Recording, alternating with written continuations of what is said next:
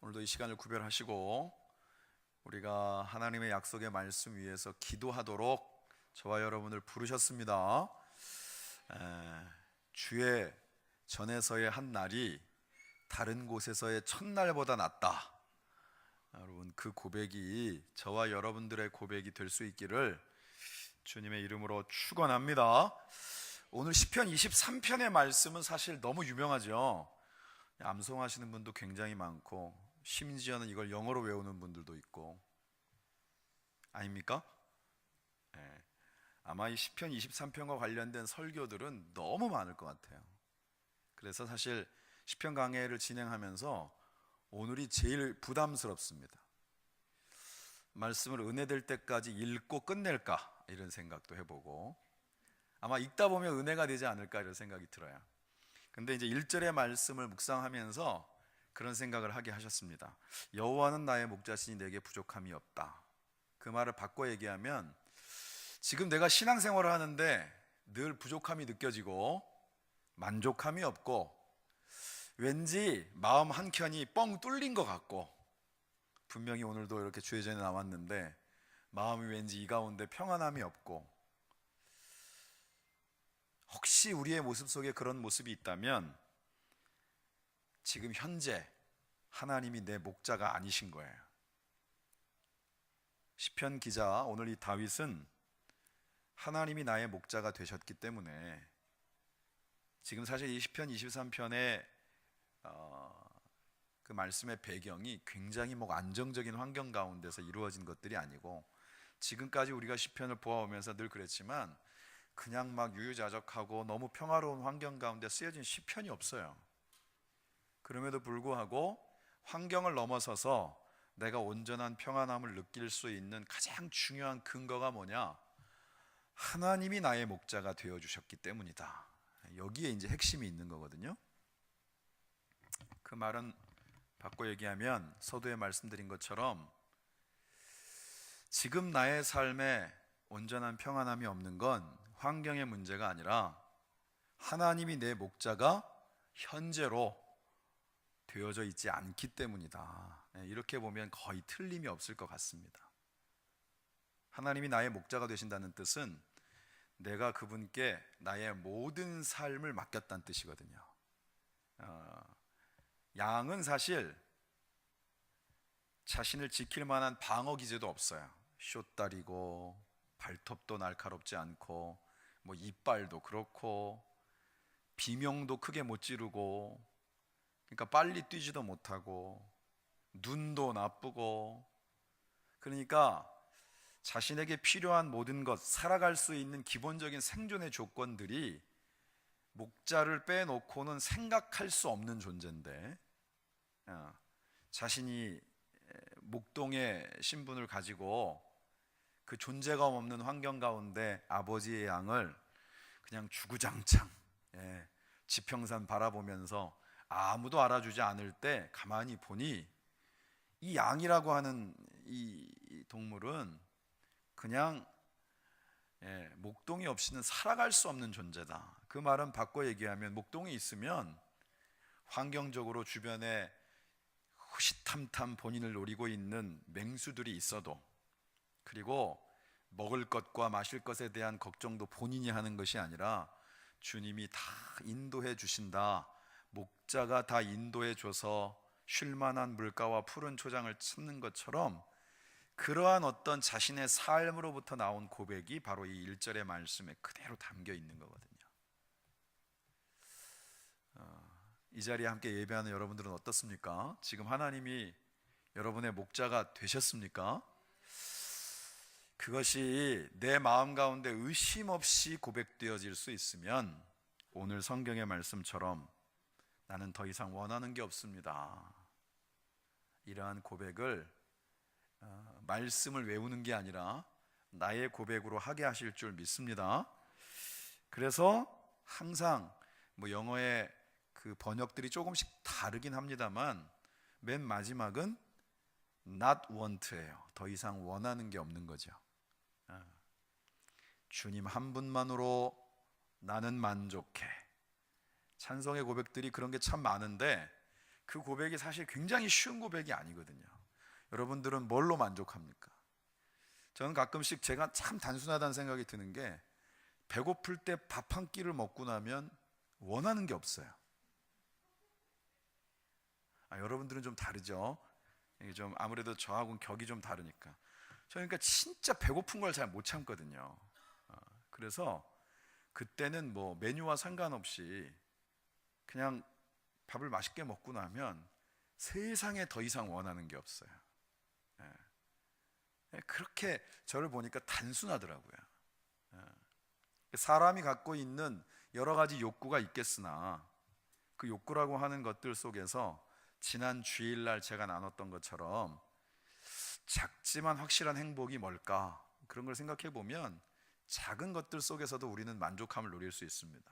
그런데 분명한 건 그게 자족적이지 않고 우리의 삶을 지으신 분이 하나님이시고 또 우리의 삶의 현재의 과정들, 이 광야와 같은 인생이라 그러잖아요. 그 광야에 사실은 뭘 먹을지, 어디 가서 잘지 무엇 하나 확실하지 않은 우리의 삶을 지금까지 하나님이 인도해 오신 거란 말이에요. 여러분들 어떻습니까? 여러분들은 지금까지 계획대로 사셨습니까? 그러니까 뭐 아주 어렸을 때, 젊었을 때, 아니면 지금의 나이를 놓고 보았을 때 나는 내가 계획한 대로 살아왔다. 그러면 대단한 겁니다. 정말 입지전적인 인물인 거예요. 그러니까 내가 뭔가를 계획하고 그 계획한 대로 지금까지 살아왔다. 이 고백을 내가 만약에 할 수 있다 그러면 정말 그건 대단한 삶을, 자기의 절제력이나 삶의 어떤 부분들을 본인이 균형 있게 할 수 있는 그런 정말 대단한 생활적인 능력을 갖고 있다는 뜻이거든요. 그런데 그런 능력을 갖고 있어도 의도한 대로 되지 않는 삶이 참 많아요. 사람의 삶이라는 게 그렇습니다. 그러니까 오늘의 이 순간까지 이르는 동안에 우리는 내 계획대로 산 것 같지만 결국은 하나님의 인도하심이 아니면 여기까지 올 수 없었던 삶이 우리의 삶이란 말이에요. 그러니까 그렇게 놓고 보면 여기에 나와 있는 1절의 고백이 그냥 다윗의 고백이 아니라 저와 여러분들의 삶의 고백이 되어야 마땅한데 여전히 우리는 하나님을 온전한 나의 목자로 인정하지 않고 그리스도를 나의 삶의 분명한 어떤 구주로 삶의 순간순간을 인도하는 나를 가이드하시는 분으로 인정하지 않고 여전히 내 생각들이 앞서고 있다 그러면 우리는 삶에서 온전한 만족함이나 평안함을 절대로 맛볼 수가 없다는 것이죠. 다윗은 지금 오늘 이 자리에서 비록 삶의 모든 것들은 문제들이 완벽하게 거두어진 것들은 아니나 하나님이 여전히 내 곁에서 나의 목자가 되시니 나의 삶에 더 이상은 아무리 보아도 원하는 것이 없습니다. 이러한 고백을 할 수 있었던 것입니다.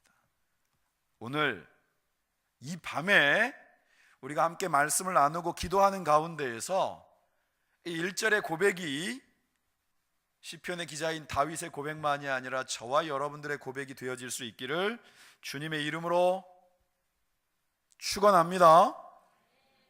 그래서 2절의 말씀에 그가 나를 푸른 초장에 누이시며 쉴만한 물가로 인도하신다.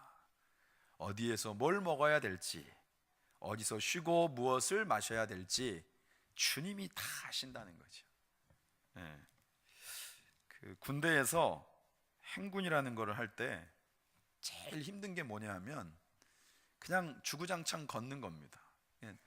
중간 사이사이에 내가 딱 원하는 시점에 쉴 수 있으면 기가 막힌데 항상 그렇지 않아요. 거기는 넘어야 됩니다. 혼자면 못 넘는데 같이 가는 사람들이 있으니까 겨우겨우 넘어가는 거고, 중간에 낙오하고 쓰러지려고 하는 사람들이 있는데 그 사람들 또 이렇게 독려해 가면서 같이 가니까 갈 수 있는 거예요. 그러니까 우리가 가는 모든 인생의 여정들을 놓고 보면 사실은 우리가 쉬고 싶을 때 쉬고, 그죠? 재충전하고 싶을 때 재충전할 수 있으면 최고일 텐데 그렇지 못할 때가 많아요. 누군가 저한테 그런 얘기를 합니다. 정말 쉬고 싶은데 쉴 수가 없다고. 그러면 제가 무책임하게 그럼 쉬시죠, 이렇게 얘기하면 정말 목사가 생각 없다고, 직장도 나가야 되고 해야 될 일들 천진데 어떻게 쉬냐고. 그럼 또 제가 또 딱히 할 말이 없어요. 쉬고 싶다 그래서 쉬라 그러는데 내 마음대로 안 된다 그러니. 성경이 우리에게 말씀하고 있는 것은 온전한 쉼이라고 하는 게 아무것도 안 하고 있기 때문에 쉬는 게 아니라, 오늘도 주시는 말씀에 하나님이 나와 함께 온전히 동행하고 계시기 때문에 때로는 그 광야의 여정에서도 우리가 쉼을 얻을 수 있는 것이죠. 쉼은 누구에게? 하나님께 있다. 진짜 평안은 누구에게? 하나님께 있다. 여러분 그걸 믿으십니까?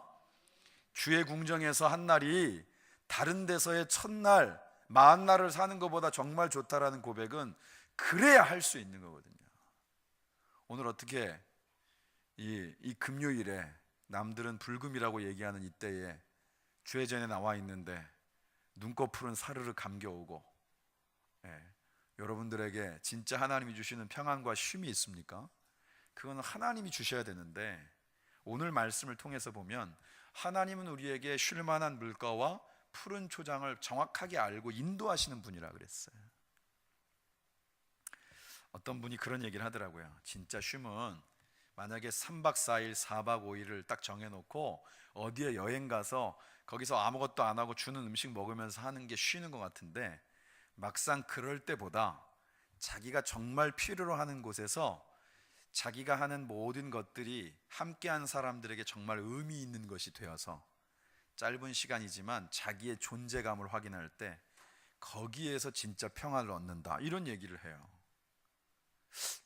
참 이게 신기한 일이죠. 그래서 이런 분들은 휴가를 오히려 내서 선교를 가기도 하고, 그죠? 그리고 그 자기에게 주어진 쉬는 시간이나 아니면 좀 이렇게 남는 어떤 상황들이나 재정적인 것들을 가지고 남들을 섬기고 돕는 일들을 할 수 있는 마음들이 거기서 또 생기는 거예요.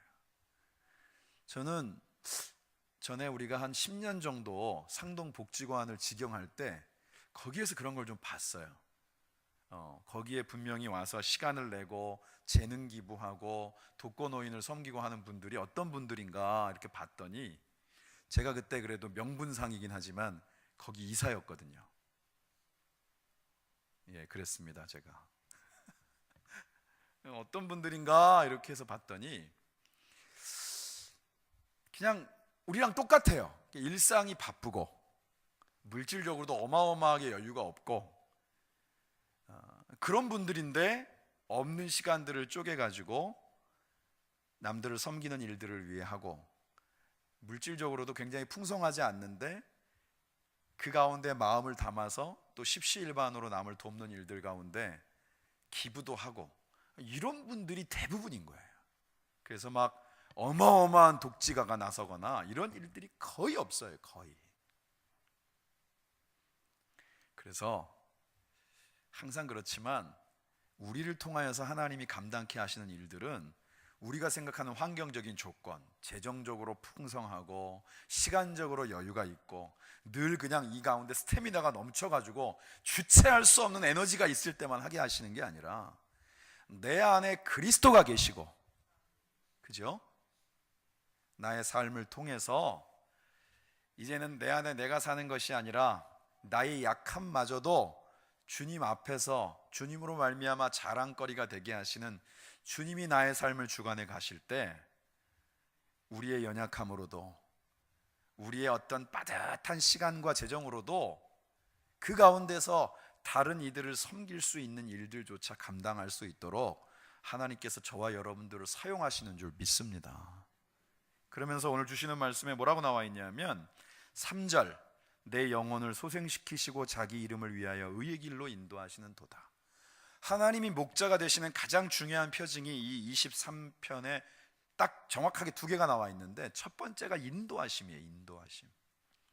그러니까 우리의 삶을 누가 인도하느냐가 굉장히 중요합니다. 우리의 삶을 누가 인도하시느냐. 우리의 삶을 하나님이 인도하시면, 그죠? 여기 있는 주시는 말씀처럼 날마다 나의 삶을 소생시키시는 역사를 경험하는 거예요. 그러니까 여러분 그런 거 있잖아요. 여행을 누구랑 가느냐가 중요하다고 늘 말씀드리죠. 동행하는 사람이 누구냐가 중요해요. 저희 청년들 중에도 여행 좋아하는 친구들이 막 열정이 막 넘칩니다. 제가 얘기합니다. 혹시라도 나랑 같이 여행을 하려면 나를 막 끌고 다니는 여행을 생각하면 안 된다. 저는 어디 그냥 가만히 좀 앉아가지고요, 맛있는 거 먹으면서 그냥 푹 쉬다 오는 여행이 좋지, 이제는 막 돌아다니면서 보고 싶은 거 막 보고 이런 여행이 저한테는 별로 그렇게 별로 메리트가 없어요. 사실은 죄송합니다. 벌써 이렇게 돼서 그냥 좀 그래요. 그러니까 여행이라고 하는 것도 좀 코드가 맞아야 되잖아요. 코드가. 그러니까 누구랑 같이 가느냐. 제가 본방송으로는 못 보는데 가끔씩 외국인들이 친구 때문에 우리나라에 와가지고 같이 이렇게 여행하는 걸 보는데 사실 별 내용이 없어요. 그런데 친구들이랑 같이 오니까 상황 가운데 생길 수 있는 의도치 않은 상황들도 하나의 에피소드가 되고, 그리고 굉장히 황당한 일들을 경험함에도 불구하고 그것들을 잘 넘어간단 말이에요. 우리는 우리의 삶에 나와 더불어 함께 걷고 우리의 여정을 나 혼자 걷게 하지 않으시고 늘 동행하면서 그 걸음걸음 속에 힘 주시고, 그리고 그 가운데 새 힘을 공급하시고, 그 가운데 우리를 통하여서 하나님께서 왜 이 길을 걷게 하는지에 대해서 알게 하시는 우리의 영원한 동행자가 누구냐 하면 예수님이란 말이에요. 여러분, 이건 굉장히 놀라운 사건입니다. 그러니까 우리는 이 여행 가운데 지칠 수가 없는 게 뭐냐 하면, 늘 우리 가운데 이 여행의 의미들을 새롭게 하고, 우리가 이 걷는 여행이라고 하는 부분들이 막연하지도 않고 정확한 목적지를 향하여서 그 걸음걸음마다의 분명한 의미들을 담고 계시고, 아파할 때 같이 아파하시고 기쁨을 배가시키시는 주님이 나와 더불어 동행하신다는 것이 우리의 사실은 광야와도 같은 여정이지만 기쁨의 여정이 될 수 있게 하시는 분이 바로 우리 가운데 함께 하시는 예수님이신 줄 믿습니다. 이게 귀한 거거든요. 이게. 그러니까 이분과 동행한다라고 하는 건 여행 자체가 즐거운 거예요. 한 걸음을 걸어도, 뭘 먹어도, 그죠? 어떤 상황들이 발생해도 사실은 그 문제마저도 하나님의 역사의 현장이 될 수 있도록 하신다라는 거죠. 사실은 여러분, 여행을 하다 보면 예기치 못한 일들이 많잖아요. 전에도 어떤 커플이 신혼여행을 갔는데 너무 즐겁게 막 유럽 여행을 하고 난 다음에 했는데, 그리스인가 어디에선가 우리로 말하면 이렇게 이게 찜질방 같은 데서 한번 해가지고 제대로 바가지를 썼나 봐요. 근데 와이프가 그래도 영어 강사도 하고 그런 사람이라 말이, 유럽에서 그리스 같은 데 영어가 별로 중요하지 않은가 봐요. 아무리 해도 소용이 없더래요. 남편은 또 누구냐? 현직 경찰이야. 그래도 소용이 없어요. 그러니까 대한민국 땅에서 본인이 경찰이고 영어 강사여도 남의 나라 땅에 가가지고 쉽게 말하면 바가지 쓰는 문제를 해결하지 못하는 거예요. 그러니까 그 앞에서 했던 여정들이 아무리 즐거웠어도 갑자기 기분이 팍 상하는 거예요. 그러니까 앞에서 좋았던 기억들이 막 나를 꽉 채워야 되는데, 한번 여기서 이제 무슨 문제를 탁 만나고 나니까 갑자기 기분이 급 다운되는 거죠. 우리의 여정들은 이런 일들이 많아요. 그런데 주님과 함께하는 여정은 문제가 있으면 문제가 있는 대로, 또 좋으면 좋은 대로 그 모든 상황들이 우리로 말하면 영적인 해석이, 하나님이 분명한 뜻이 있어서 우리를 이렇게 인도하고 계시구나라고 하는 것들을 분명하게 깨닫게 하신다라는 거예요.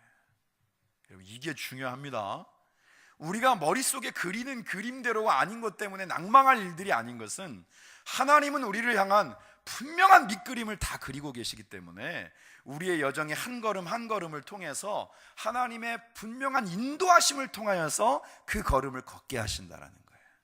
그러니까 가면 갈수록 막 에너지가 소진되어지는 게 아니라, 그렇게 걷기 때문에 내 영혼을 소생시키시고, 그리고 그 길이 제대로 걷고 있는 길이다라고 하는 것들을 또 확인시켜 주시면서 좌로도 우로도 치우치지 않고 주님이 우리 가운데 그 계획하고 계신 그 걸음들을 걸을 수 있도록 우리를 인도해 주시고 뒤에서 밀어 주시고 가게 하시는 줄 믿습니다. 근데 오늘 또 말씀해 보니까 4절에 그 걸음을 걷다가 센 문제들을 만난다는 거죠. 사망의 음침한 골짜기를 접하게 된다라는 거예요. 그러니까 내가 내 자력으로 할 수 없는 상황을 마주치게 된다라는 거죠. 여러분, 그냥 객관적으로 솔직하게 내가 뭔가를 할 수 없을 때 하나님 앞에 더 간절히 매달립니까? 아니면 그래 내가 그냥 내 의도대로 잘 풀릴 때 하나님 앞에 간절히 매어 달리나요? 이게 이제 사실은 너무 뻔한 것이긴 한데, 사람은 자신의 한계를 경험할 때 하나님을 붙잡습니다. 물론 여기에서 아예 그냥 일탈을 해버리는 사람도 있지만, 사망의 음침한 골짜기는 사실 양은 엄두를 낼 수 있는 환경이 아니에요. 그런데 들어갑니다. 왜냐하면 분별이 잘 안 돼요. 여기가 사망의 음침한 골짜기인지 뭔지를 잘 몰라요. 그런데 원래 이 배경은 뭐냐면, 사실은 그쪽 지역이 워낙 건조한 곳이니까 뭔가 물을 찾으려면 계곡이 있고 주변이 이렇게 그늘이 되어져 있는 환경이 되어야 물을 먹을 수 있으니까 어쩔 수 없이 그곳으로 들어가는데, 여기는 들어가면 한마디로 말하면 사지인 거죠. 도망칠 수도 없고 그냥 거기에서 한번 맹수를 만나면 꼼짝 마라인 거예요. 근데 목동은 글로 인도합니다. 양은 아무 생각 없이 가죠. 그럼 왜 그럴 수 있느냐? 그 다음에 이유가 정확하게 나와 있어요. 해를 두려워하지 않을 것은, 그러니까 아무런 겁도 없이 여기에 기꺼이 발을 내디딜 수 있는 것은 주의 지팡이와 막대기가 나를 안위하시나이다. 그러니까 목동이 딱 들고 지킨다는 얘기예요. 제가 늘 말씀드리지만 지팡이하고 막대기하고 막 어마어마한 무기가 아니거든요. 이게 무슨 뭐 갑자기 막 여기저기서 막 칼날이 막 나오는 것도 아니고 레이저 빔을 쏘는 것도 아니고, 한마디로 말하면 그걸 딱 들고 있다는 것 자체가 무슨 뜻이냐? 목숨 걸고 이 양을 지킨다는 뜻이에요. 그러니까 내가 만나는 환경 속에서 인간적으로 겪는 한계라고 하는 것은 누구에게나 다 힘든 거예요. 한계라는 뜻이 뭐죠? 목에 차오른다라는 얘기잖아요. 여러분, 바닷가에서 물을 먹어보셨습니까? 아니면 수영장에서라도 공포가 확 오잖아요. 그죠? 딱 서면 여기 막 뭐 기껏해야 가슴밖에 안 와도 거기에서 갑자기 물을 먹으면 공포가 확 오는 거예요. 여러분, 옛날에 그런 말이 있어서 접신물에 빠져도 코를 박으면 사람이 죽을 수 있다는 건, 순간적인 공포가 사람의 모든 어떤 감각적인 자율신경이나 이런 부분들을 제어하지 못하게 만드는 거죠. 그러니까 한마디로 말하면 갑자기 숨을 쉴 수 없어서 뭔가 콱 차오르면 수영을 엄청 잘하던 사람도 두려움이 확 오는 거예요. 사람이 겪는 한계라고 하는 건 그런 거거든요. 내가 뭔가를 할 수 없고 두려움이 확 올 수 있는 그런 것인데, 성경은 뭐라고 얘기하느냐? 그런 환경 속에서도 내가 해를 두려워하지 않고 담대할 수 있는 것은 내가 어마어마한 능력을 갖고 있고 내가 이걸 해결해낼 수 있어 뭐 이래서 그러는 게 아니라, 주님이, 내 안에 예수 그리스도가 하나뿐인 아들을 우리를 위해 기꺼이 내어주신 하나님이 그 문제와 고난의 현장 가운데 함께 하시기 때문이라는 거예요. 그걸 우리 혼자 겪게 하지 않으신다라는 뜻이거든요. 같이 겪으신다라는 거예요. 친히 그것을 이겨낼 수 있는 힘을 주신다라는 거예요. 그래서 여러분, 그 한계의 상황이 주님을 깊이 만날 수 있는 상황이 되는 거죠. 사실 이제 욥기가 사람들이 그 고난의 신학을 읽고 싶어 하지 않아요. 사실 저도 수요일 날 이제 그것을 쭉 나누다가, 지금 이제 제가 수요 예배의 말씀을 전하는 시간들이 이제 좀 바뀌었기 때문에 그렇긴 한데, 항상 그 고난의 신학이라고 하는 게 마음 가운데 굉장히 무겁게 다가옵니다. 그런데 성경은 아주 심플하게 말씀하고 있어요. 고난의 현장은 하나님의 역사의 현장이다. 아브라함이 보았던 하늘의 별과 땅의 모래는 하나님이 그 일들을 이루시기까지 그에게는 자신의 어떤 그 인간적인 수명으로 놓고 보았을 때, 아내를 바라보았을 때 성적인 기능으로 놓고 보았을 때, 아니면 인간적인 판단과 그가 내세울 수 있는 모든 방법들을 놓고도 더 이상은 아무것도 할 수 없는 상황 가운데서 하나님이 그 길을 열어가시기 시작했고, 하나님의 응답하심을 보여주시기 시작했다는 거예요. 그런가 하면 요셉은 그가 꾸었던 그 꿈이 현실로 이루어지기 전까지 경험했던 인간의 삶이라고 하는 게 너무 처절한 거예요. 가족들로부터 배신당하고, 그리고 자신이 모든 것을 바치며 헌신했던 주인으로부터 버림받고, 그리고 믿고 신뢰하며 자기가 온전히 마음으로 나누었던 그러한 모든 것들이 사람들로부터 외면당하는 경험들을 그 오랜 세월들 동안 했다라는 것이죠. 그런가 하면 노아는 방주 하나 짓는데 1년도 아니고 10년도 아니고 100년도 아니고 너무나도 긴 세월 동안 사람들에게 손가락질과 또라이라는 소리를 들어가면서 그 세월들을 인내해야 됐다라는 거예요. 인간적으로 겪을 수 있는 것으로는 고난, 고통, 그리고 마음적인 갈등, 그런 것들은 이루 말할 수 없는 환경들이 있었다라는 겁니다. 그런데 우리는 성경을 통해서 히브리서 11장에서 정리하죠. 그 모든 것들이 믿음으로, 뭐라고요? 믿음으로. 하나님 너무 간단한데요? 그런데 성경은 또 얘기하는 거예요. 믿음으로. 무엇을 믿음으로?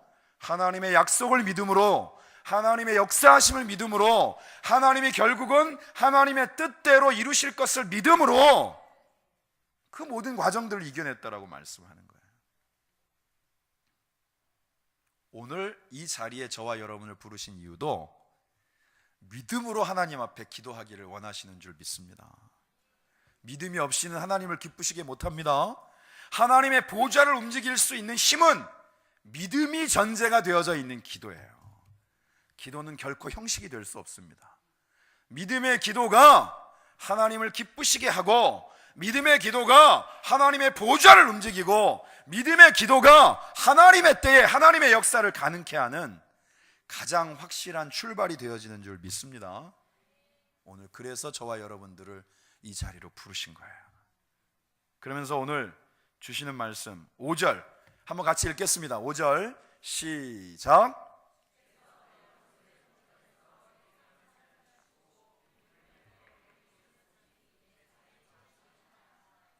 아멘. 주께서 내 원수의 목전에서, 이 배경에 대한 부분들은 여러 번 말씀을 드렸지만 다시 한번 말씀을 드리면, 전쟁을 치르고 난 다음에 승전을 한 장수를 왕이 치하할 때 그 적장을 데리고 오죠. 그리고 사람들이 다 보는 군중들 앞에서 가장 높은, 흔히 말하듯이 사람들이 볼 수 있는 자리에다가 그 승전을 축하하는 연회를 열면서 제일 거창한 상을 딱 준비해 놓는 거예요. 거기에는 뭐 많은 음식들이 있고, 그리고 큰 술잔이 있고, 그러면 그 사람들이 보이는 곳에다가 이 승전한 장수를 올라오게 하고, 적장은 저 밑에 무릎을 꿇게 하는 거죠. 그 장면을 그대로 이렇게 보여주고 있는 겁니다. 이 전쟁의 최종적인 승리는 누구에게?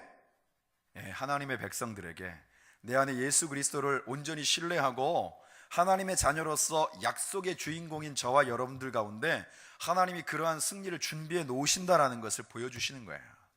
결국은 이기게 하신다. 믿음이 이기네. 믿음이 이기네. 주 예수를 믿음이 온 세상 이기네. 그러니까 그 어떤 그 장면을 그대로 형상화한 것입니다.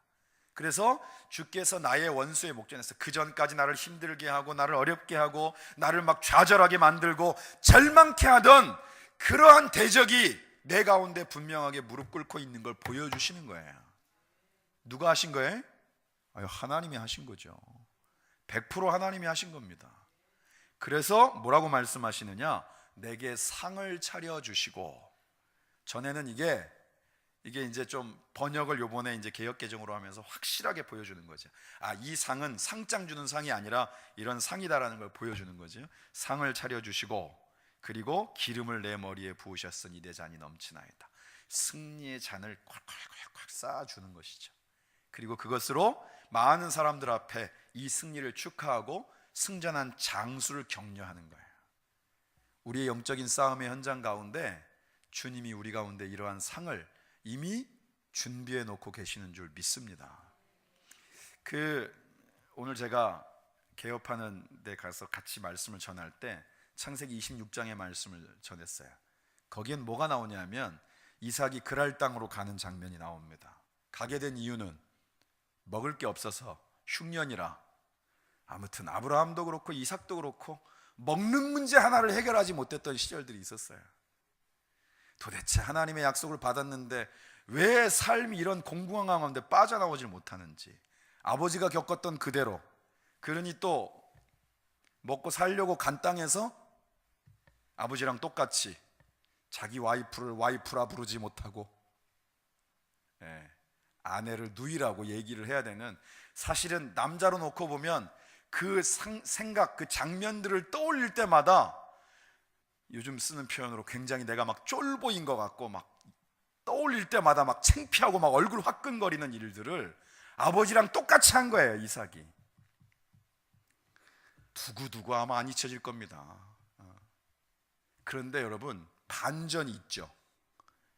그게 어떤 내용이냐? 12절로 이렇게 넘어오면서 하나님이 그 땅에서, 블레셋 땅이잖아요, 그 땅에서 여호와께서 복을 주심으로 농사를 지어서, 뭘 해서? 농사를 지어서. 여러분, 그 땅에서 농사는 이삭이 잘 짓겠어요? 블레셋 사람들이 잘 짓겠어요? 그 땅의 토양도 잘 알고 그 땅에서 살아왔던 사람들이 농사를 더 잘 짓죠. 그런데 여호와께서 복을 주심으로 농사를 통하여서 그가 100배의 결실들을 맺는 거예요. 누가 하신 거예요? 당연히 하나님이 하신 거죠. 그랬더니 사람들이 시기와 질투가 쏟아졌어요. 당연한 거죠. 사람들은 원래 사람들이 잘 되는 꼴을 못 봅니다. 예나 지금이나. 그러다 보니까 아예 우물을 막아버린 거예요. 우물 막아버리면 농사를 못 지으니까 그냥 아예, 그러니까 기왕 이렇게 되는 거 같이 죽자 막 이런 거죠. 여러분, 사람의 마음은 그렇습니다. 그런 악함이 있어요.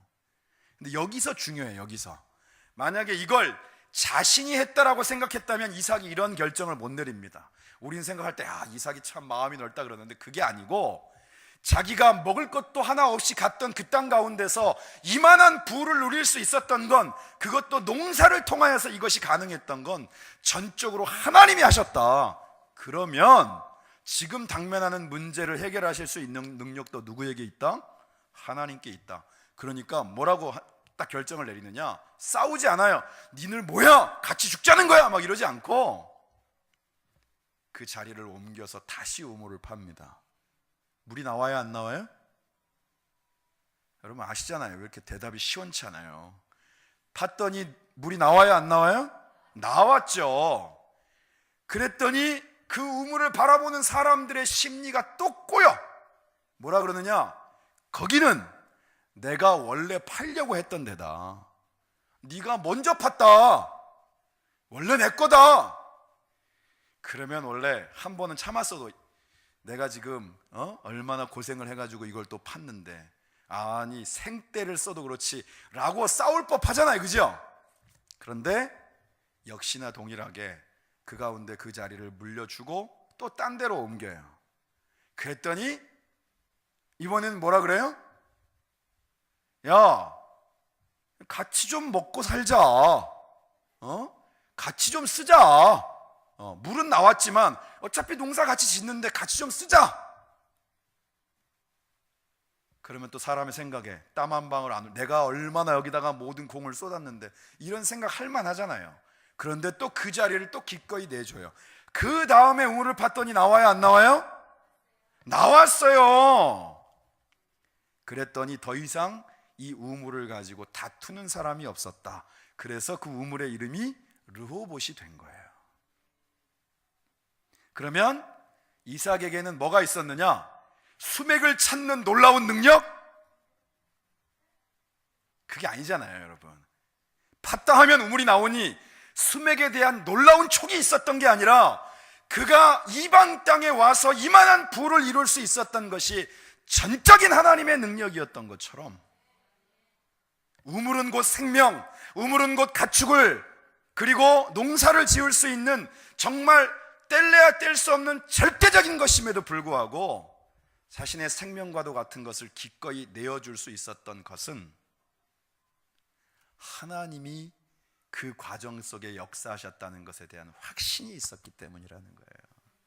오늘 우리에게 필요한 건 이거예요, 여러분. 우리는 내가 당하는 문제가 나를 힘들게 하고 나를 어렵게 한다라고 생각하는데, 성경이 우리에게 말씀하고 있는 가장 확실한 대답은 그러한 문제의 상황을 겪어가는 내가 하나님을 바라보느냐 아니면 그 문제 자체를 바라보느냐의 문제다, 이렇게 우리에게 들려주고 계신 거예요. 우리가 하나님을 바라볼 수 있기를 소망합니다. 그래서 오늘도 여기 이제 예배 올라오기 전에 어떤 청년하고 같이 이렇게 좀 대화할 수 있는 기회가 있었는데, 베드로 얘기를 좀 했어요. 본인이 또 굉장히 인상 깊게 생각했던 사람이 베드로라 그래서. 베드로 대표적이잖아요, 그죠? 하나님 바라볼 때, 예수 그리스도 바라볼 때는 물 위도 걷고요, 다른 사람 다 도망갈 때 칼도 뽑을 줄 알았던 사람이고요, 그죠? 항상 이 가운데 자신감이 넘쳤죠. 그런데 그러지 않고 발밑을 바라보고 세상 바라볼 때는 예수님을 저주도 하고요, 물속에 빠져서 살려달라고 허우적거리기도 하고요. 그냥 지극히 우리의 모습 속에서 볼 수 있는 그런 소시민적인 모습이 그대로 있는 거예요, 그대로. 그래서 하나님은 우리에게 우리의 삶을 통하여서 어떤 어마어마한 인격체나 잘 다듬어진 신앙의 사람들을 샘플로 보여주시는 게 아니라 그의 약함이 예수 그리스도의 강함으로 이 땅 가운데서의 문제의 현장이 하나님의 역사의 현장이 될 수 있는, 하나님이 하셨습니다라는 고백을 할 수 있는 그러한 인물들을 우리의 신앙의 선배로 이렇게 성경 가운데 기록하고 있는 거예요. 다윗은 하나님 때문에 골리앗 앞에 섰을 때 그 어린, 그렇죠? 투구도 갑옷도 맞지 않는 그 몸짓도 조그만한 어린아이가 물맷돌 하나 들고 3m에 가까운 골리앗 앞에 설 수 있었던 거예요. 두려움이 있을 때는요, 그죠? 사울이 자기를 죽이려고 했고 그 두려움이 있을 때는 그도 숨었고 그도 도망 다녔어요. 우리의 삶에 오늘 우리가 바라보는 것이 누구인가, 그리고 우리의 마음의 중심이 어디를 향하고 있는가에 대한 것이 오늘 우리가 기도하는 것에 있어서 가장 중요한 믿음의 밑돌이 되어지는 줄 믿습니다. 마지막으로 6절 같이 읽습니다. 시작.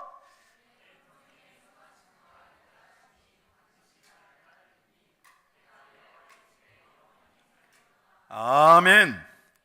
우리가 있는 그곳이 하나님과 함께하는 하나님의 전이 되고 하나님의 역사하심의 현장이 될 수 있는 것, 그걸 신뢰해야 되는 거예요.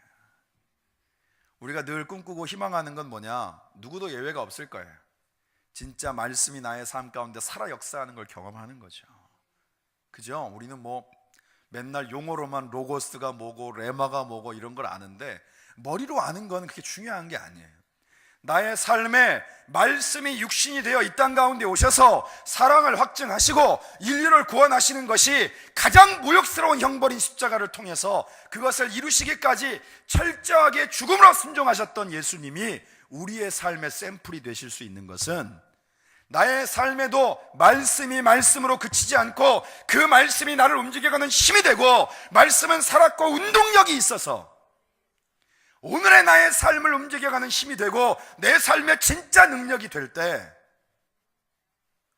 우리가 바로 그 문제의 자리에서 하나님을 더 격하게 경험하고 나의 약함이 주님의 강함으로 말미암아 이 땅 가운데 하나님의 살아 역사하심의 증거들이 우리의 삶을 통하여 마음껏 나누어지는 은혜가 있게 될 줄 믿습니다. 우리는 하루를 살아도 주님의 전에서 사는 인생이 돼야 되는 거예요.